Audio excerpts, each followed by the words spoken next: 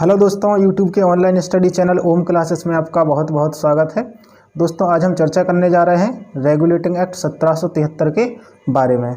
इसका क्या महत्व था, क्या इसकी विशेषताएं थीं और किस लिए पारित किया गया था।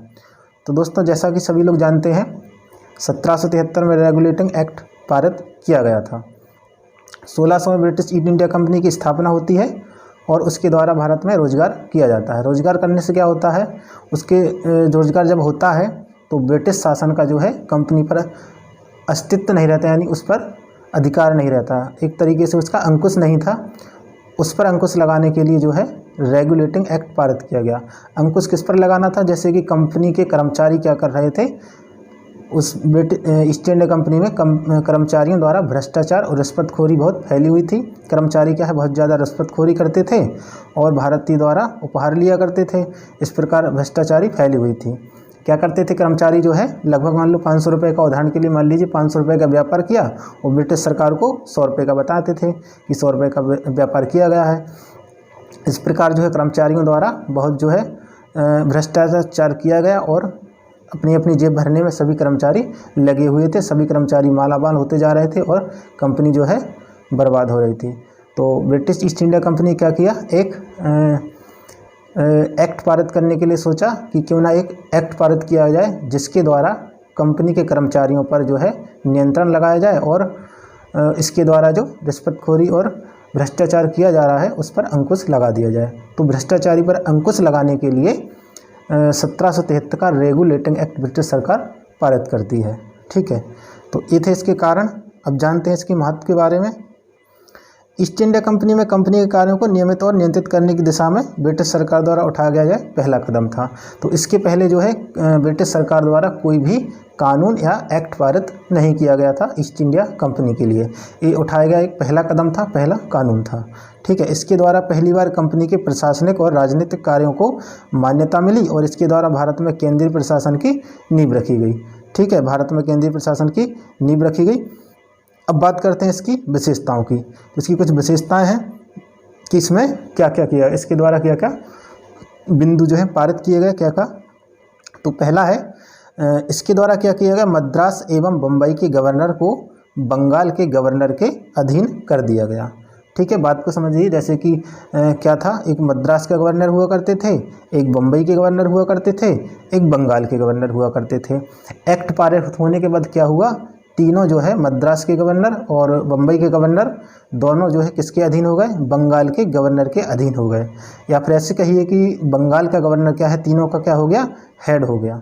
ठीक है, उसको ज़्यादा पावर मिल गई और क्या हुआ, ये दोनों उसके नियंत्रण में आ गए, मद्रास का गवर्नर और बम्बई का गवर्नर। ठीक है, तो इस प्रकार क्या हुआ, बंगाल के गवर्नर को अब तीनों का हेड हो गया, तो इसको गवर्नर तो कहा नहीं जाएगा क्योंकि तीनों से उच्च हो गया, दोनों से।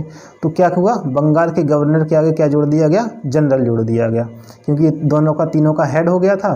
तो क्या कर दिया, बंगाल के गवर्नर को बंगाल का गवर्नर जनरल कहा जाने लगा। ठीक है, और दोनों पर इसका नियंत्रण हो गया।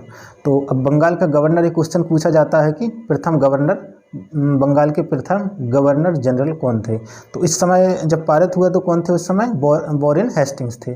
तो क्वेश्चन आपको याद रखना है कि प्रथम बंगाल के गवर्नर जनरल कौन थे, तो वॉरेन हेस्टिंग्स आपको याद रखना है। ठीक है, ये बहुत महत्वपूर्ण बिंदु है। इस अधिनियम के द्वारा गवर्नर को बंगाल का गवर्नर जनरल पद नाम दिया गया।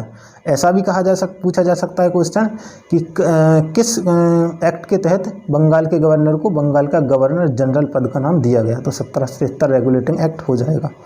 ठीक है, और इसके द्वारा क्या किया, एक 4 सदस्यीय कार्यकारी परिषद का गठन किया गया, एक समिति की गई जो इस कार्य को नियंत्रण करेगी। अगले बिंदु पे चर्चा करते हैं। अगला बिंदु क्या कहता है, अब जो है भारत का प्रशासनिक कार्य, राजनीतिक कार्य तो होने लगा, लेकिन भारत में न्यायिक कार्य की अभाव था। अब न्यायिक कार्य यानी कि न्याय कहाँ से होगा, तो न्यायिक कार्य करने के लिए क्या किया, इस अधिनियम के अंतर्गत 1774 में कलकत्ता उच्चतम न्यायालय की स्थापना की जाती है। ठीक है, तो कलकत्ता उच्चतम न्यायालय की स्थापना हो जाती है 1774 में। तो किसके तहत होती है, 1773 रेगुलेटिंग एक्ट के तहत जो है स्थापना हो जाती है। ठीक है, तो ये भी क्वेश्चन याद रखना है कि कब उच्चतम न्यायालय की स्थापना हुई और किस अधिनियम के द्वारा हुई। ठीक है, तो ये भी महत्वपूर्ण है। अगले बिंदु पर चर्चा करते हैं। अगला बिंदु क्या कह रहा है, इसके तहत कंपनी के कर्मचारियों को निजी व्यापार करने और भारतीयों से उपहार लेना प्रतिबंध कर दिया गया। तो यही हम पहले बता चुके हैं कि इसका कारण ही यही था, रिश्वत बंद करना और भारतीयों द्वारा उपहार और रिश्वत लेने पर प्रतिबंध लगाना, यही इसका रेगुलेटिंग एक्ट का कारण था, यही इसका आवश्यकता थी।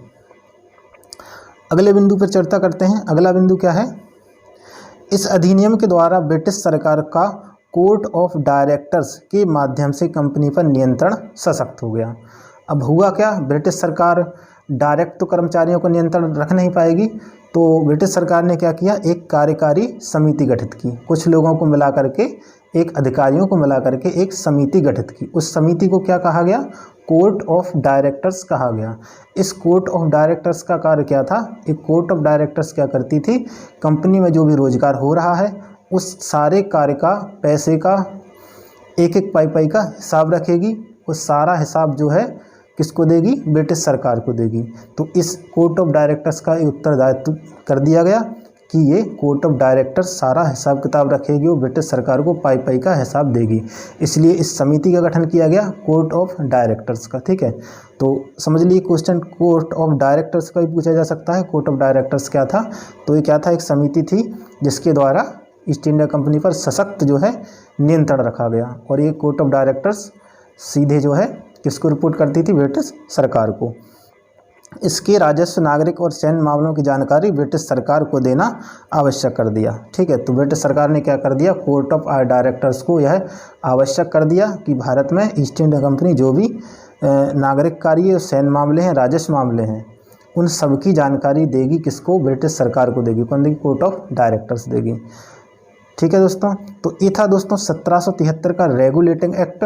तो दोस्तों वीडियो अच्छी लगी तो चैनल को सब्सक्राइब करें और बेल बटन को दबाएं। अगली वीडियो में दोस्तों हम चर्चा करेंगे बाकी के बचे एक्ट के बारे में, बाकी के सभी एक्ट के बारे में अगली वीडियो में चर्चा करेंगे। जैसे 1781 का अमेंडमेंट एक्ट हो गया, चार्टर एक्ट हो गया, मॉडल सुधार हो गया, ये तो खास होगा। इनके अलावा कुछ छोटे छोटे और हैं, सारे एक्ट को हम कवर करेंगे और अगली वीडियो में चर्चा करेंगे। तब तक के लिए दोस्तों नमस्कार, जय हिंद, मिलते हैं नेक्स्ट वीडियो में।